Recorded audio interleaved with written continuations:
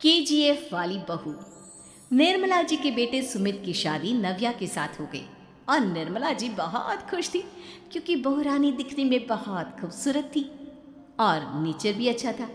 निर्मला जी का बहुत अच्छे से ख्याल रखती थी, कभी किसी से झगड़ा नहीं करती थी। लेकिन निर्मला जी की बहू में कुछ तो अनोखा था और वो ये था कि केजीएफ मूवी देखने के बाद केजीएफ मूवी के हीरो की बहुत बड़ी फ़ैन बन गई थी और बस हर वक्त उसे ही कॉपी करने की कोशिश करती रहती। बस एक यही आदत की वजह से निर्मला जी को कभी कभी उस पर गुस्सा आ जाता। बाकी सब कुछ ठीक था। सुमित बेटा, तुम नव्या को समझाने की कोशिश क्यों नहीं करते?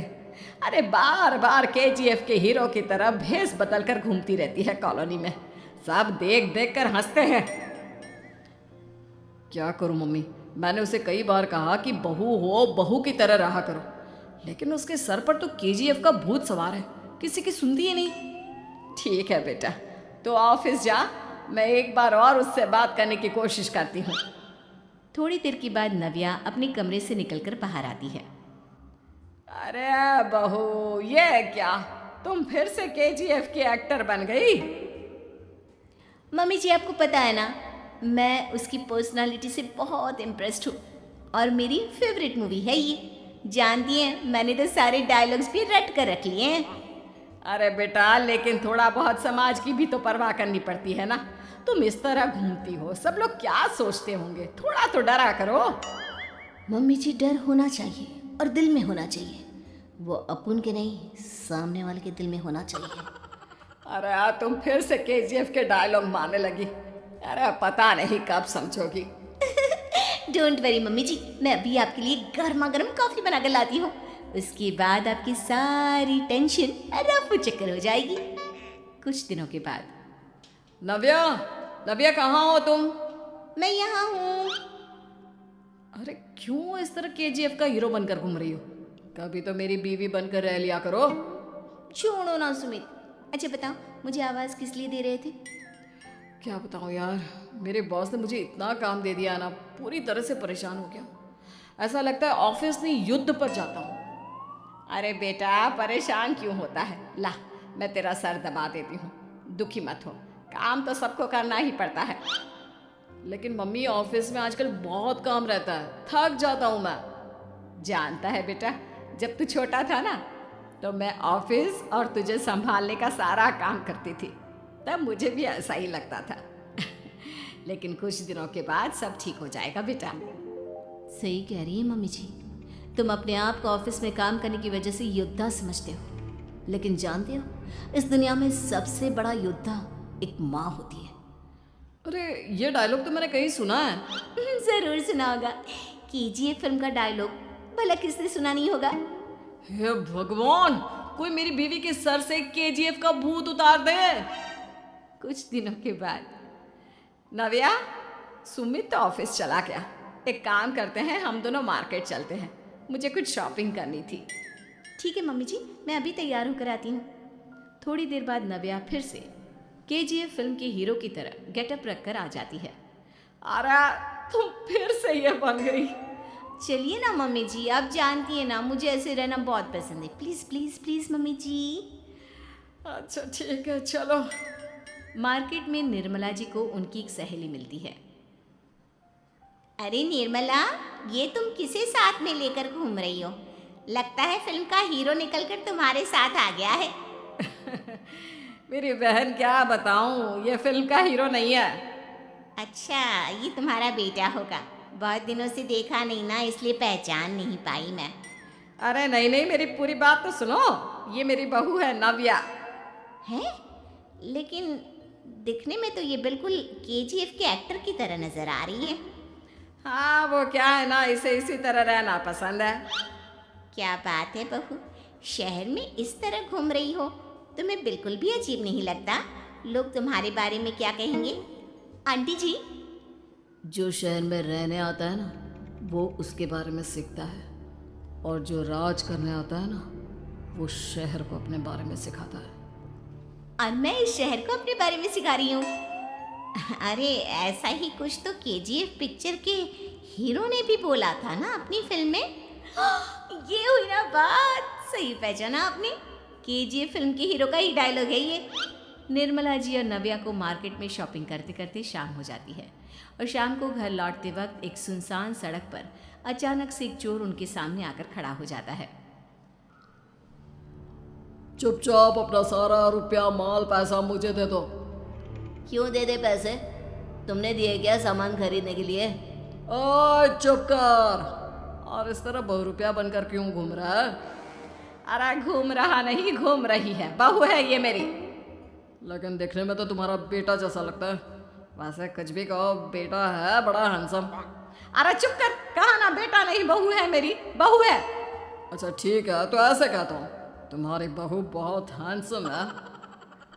ओए मिस्टर चोर, ज्यादा बातें बनाने की जरूरत नहीं है। चुपचाप यहाँ से निकलो, तुम्हें कुछ नहीं मिलने वाला। ऐसी बात है? एक मिनट रुको, ये देखो मेरे हाथ में गन है ना, गन। तुम दोनों का भेजा उड़ा दूंगा। नव्या लपक कर वो गन चोर से छीन लेती है। ट्रिगर पे उंगली रखने वाला हर कोई शूटर नहीं होता, और उनकी औकात उनको चाहने वालों के अलावा और कोई समझ नहीं सकता। क्या बोले रे? ये लाइन तो मैंने कहीं सुना है। अरे सुना होगा, जरूर सुना होगा, क्योंकि केजीएफ फिल्म तो सबने देखी है ना। मेरी बहू तो दिन में 4-4 बार देखती है, उसी का डायलॉग है ये। अरे वाह आंटी जी, बहुत कमाल की है आपकी बहू। चलता फिरता केजीएफ का एक्टर ही लगती है। एक काम करो, अब तुम यहाँ से चलते फिरते बनो, वरना तुम्हारी ये जो नकली गन है ना, इसी से नकली गोली चलाकर तुम्हारा नकली भेजा उड़ा दूंगी। चोर डर के मारे वहां से भाग जाता है। कुछ दिनों के बाद एक दिन सुमित नव्या से कहता है, नव्या, मेरे कुछ दोस्तों ने शहर के बाहर जो बड़ा सा गार्डन है ना, वहाँ पर गेट टुगेदर का प्लान बनाया है। तुम भी सही वक्त पर रेडी हो जाना, हम भी चलेंगे। रेडी होने में तो मैं माहिर हूँ, और आप तो जानती ही है ना मैं कैसे रेडी होती हूँ। नव्या प्लीज, इस बार मेरी बीवी की तरह बनकर तैयार हो जाना। केजीएफ का एक्टर फिर कभी बन लेना। नहीं सुमित, मैं तुम्हारे दोस्तों से पहली बार मिल रही हूँ। मैं अपना असली हुनर तो दिखाऊंगी ना उन्हें, ताकि उन्हें भी पता चले कि तुम्हारी बीवी बीवी नहीं, बल्कि एक बहुत फेमस फिल्म का स्टार है, स्टार। ठीक है, तुम्हारी जिद के आगे मेरी कहाँ चलने वाली है। और फिर सुमित अपनी बीवी को लेकर अपने दोस्तों के पास पहुंचता है। यह है मेरी पत्नी नव्या। अरे मुझे तो लगा ये तुम्हारा कोई नया दोस्त है। हाँ, मैं भी बहुत देर से सोच रहा था कि सुमित का नया दोस्त तो बड़ा हैंडसम है। आप लोगों को गलत फहमी हुई है, मैं इनका दोस्त नहीं बल्कि इनकी बीवी हूँ। अगर आप बीवी हैं तो बीवी की तरह क्यों नहीं रहती? आपको देखकर तो ऐसा लगता है जैसे सुमित अपनी किसी कॉलेज की फ्रेंड को लेकर घूम रहा है। अब क्या बताऊँ यार, तुम लोग ही समझाने की कोशिश करो, मेरी तो कोई बात नहीं सुनती। अरे भाभी जी, ये तो बहुत बुरी बात है, रियली वेरी बैड। हमारे दोस्त को तो बीवी के साथ रहने की फीलिंग ही नहीं आती होगी। If you think I am bad, I am your dad. अरे भाभी जी, क्या कमाल का डायलॉग मारा है, मजा आ गया। आप तो एक्टिंग भी बहुत अच्छी करती हैं। हाँ, लेकिन बस एक ही इंसान की एक्टिंग करती है मेरी बीवी, केजीएफ के हीरो की, और उसी की तरह रूप बदल बदल कर घूमती रहती है। यार सुमित, तेरे तो मजे हैं, चलता फिरता सिनेमा हॉल तेरे संग चलता है। बेटा, मेरे कितने मजे हैं और कितने नहीं ये तो मुझे ही मालूम है। ऐसा क्यों कह रहा है यार, सारा दिन डायलॉग सुनने को मिलते हैं, और बीवी एक हैंडसम दोस्त की तरह नजर आती है, और क्या चाहिए। क्या बताऊं भाई, कई बार रात को सोते वक्त जेब में नकली गन रखकर सोती है, और फिर झटके से मेरे सर पर गन तान के केजीएफ के डायलॉग मारती है। उस वक्त मेरी क्या हालत होती होगी, ये तो मैं ही समझ सकता हूँ ना।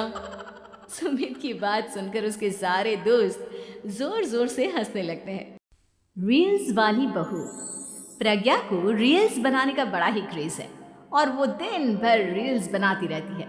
खाते पीते घूमते फिरते घर में कॉलेज में रील्स बनाने के कारण प्रज्ञा पूरे कॉलेज में हाईलाइटेड है। जहां उसकी रील्स सभी को पसंद आते हैं, वहीं मनीषा चिंता में डूबी रहती है। एक रोज जब खाते हुए प्रज्ञा रील्स बना रही होती है, तब मनीषा कहती है, 1 मिनट भी चैन नहीं है इस लड़की को।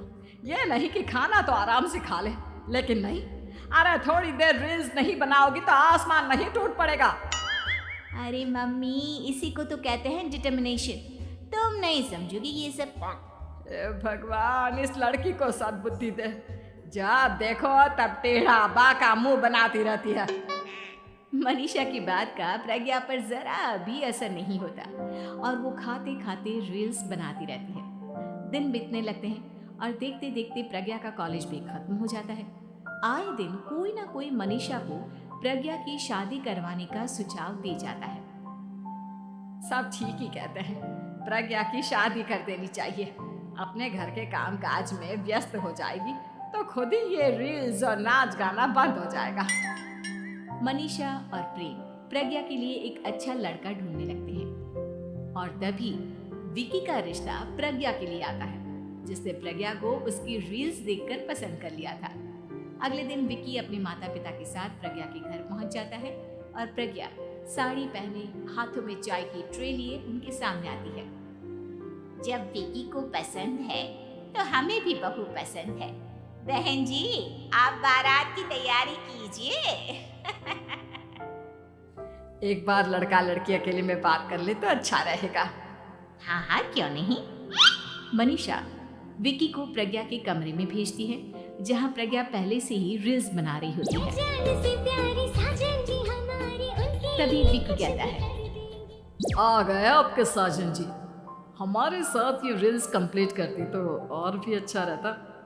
अच्छा जी, आप आ ही गए हैं तो बना ही लेती हूँ आपके साथ। दोनों मिलकर रील्स बनाते हैं। जब वी मीट और तुरंत पोस्ट भी कर देते हैं। फिर विकी कहता है, जब आप साड़ी में चाय लेकर आई तब मुझे लगा कि कहीं मैं गलत घर में तो नहीं आ गया। अब सही है।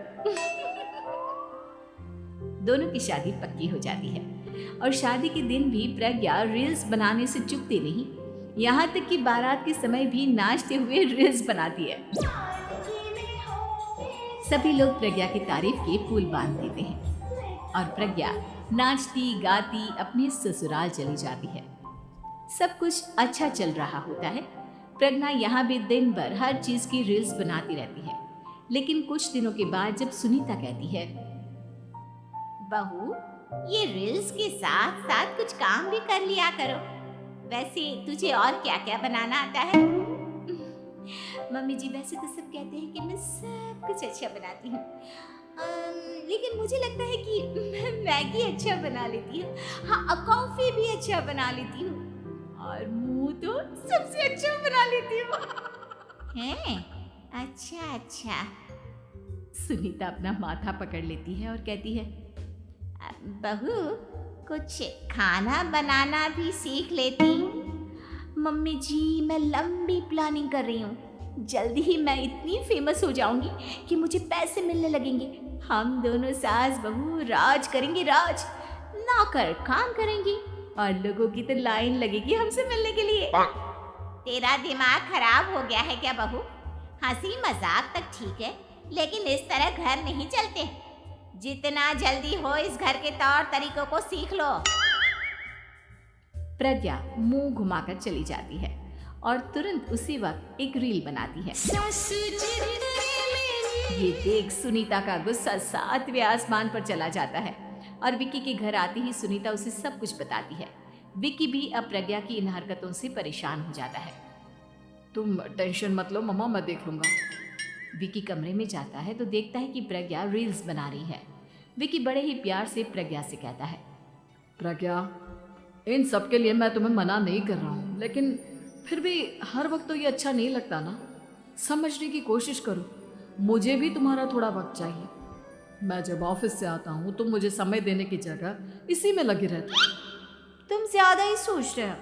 तुम भी मेरे साथ रील्स बनाओ ना, तुम्हें भी बहुत अच्छा लगेगा। तुम्हें इज्जत से कोई बात समझ में नहीं आती क्या? दिमाग खराब हो गया है तुम्हारा इस चकाचौंध से। अगर तुमने अपना रवैया नहीं बदला तो मैं तुमसे दूर चला जाऊंगा। तुम ही रिश्ता लेकर आए थे, मुझे लड़कों की कमी नहीं थी और ना आज है। विक्की दरवाजा पटक कर चला जाता है। धीरे धीरे विक्की प्रज्ञा से दूर होता जाता है। एक रोज मनीषा प्रज्ञा के ससुराल उससे मिलने जाती है। तब सुनीता उससे कहती है, बहन जी, अब आई हैं तो कुछ दिन यहाँ रहकर जाइएगा। आप ही का घर है। हाँ मम्मी, बहुत दिन हो गए तुम्हारे साथ एक भी रील नहीं बनाई मैंने। प्रज्ञा तुरंत अपने फोन में रील्स ऑन कर लेती है। ये सब मुझसे नहीं होगा। तेरा ये भूत अभी तक नहीं उतरा क्या? बहन जी आप कुछ कहती नहीं क्या इसे? जब आप ही कुछ नहीं कर पाई तो मैं कर ही क्या सकती हूँ। सास तो वैसी ही बदनाम है। शाम को घर की लाइट चली जाती है और मनीषा प्रज्ञा से कहती है, मेरे घुटनों में बहुत दर्द हो रहा है, तू लाइट का कुछ इंतजाम करना बेटा। अच्छा, कैंडल जला देती हूँ मम्मा। प्रज्ञा गाते हुए कैंडल जलाती है और खिड़की के पर्दे के पास रख देती है। मनीषा जिसे बहुत दर्द हो रहा है वो सो जाती है और प्रज्ञा हमेशा की तरह अपने रील्स में लग जाती है। उधर कैंडल की वजह से पर्दा आग पकड़ लेता है और मनीषा के कमरे में आग लग जाती है। बचाओ, कोई है, बचाओ! सभी भागते हैं और विकी कमरे की आग बुझाने में लग जाता है, लेकिन तब तक मनीषा आधी जल चुकी थी। मनीषा की हालत देख प्रज्ञा रोने लगती है। विकी मनीषा को तुरंत हॉस्पिटल ले जाता है और उसे एडमिट कराता है। विकी प्रज्ञा से कहता है, देख लिया ना, तुम्हारे इस नाच गाने की वजह से आज तुम्हारी माँ की जान जाते जाते रह गई। अब पता नहीं तुम और क्या चाहती हो। उधर डॉक्टर कहते हैं, इनकी हालत बहुत नाजुक है, आधे से ज्यादा जल चुकी है। प्रज्ञा रोती हुई मंदिर में जाती है और भगवान के आगे जाकर कहती है, भगवान मेरी माँ को ठीक कर दो। मैं कसम खाती हूँ हाथ से ये रील्स बनाना छोड़ दूंगी, बस मुझे मेरी माँ वापस मिल जाए। 2 दिन बीत जाते हैं और मनीषा खतरे से बाहर आ जाती है। पेशेंट अब ठीक है, आप लोग उनसे मिल सकते हो। सब कोई मनीषा से मिलता है और प्रज्ञा सबके सामने अपना फोन तोड़ देती है। मुझे माफ कर दो मम्मा, मैंने तुम लोगों की बातों को नजरअंदाज किया। बेटा कोई भी चीज जरूरत से ज्यादा खराब है। मैंने तुम्हें रील्स बनाने से कभी मना नहीं किया, लेकिन हर वक्त एक ही चीज तो सही नहीं है। मैं समझ गई हूँ मम्मा, आई एम सॉरी। प्रज्ञा उस दिन से रील्स बनाना छोड़ देती है और पूरी तरह से अपने घर में लग जाती है।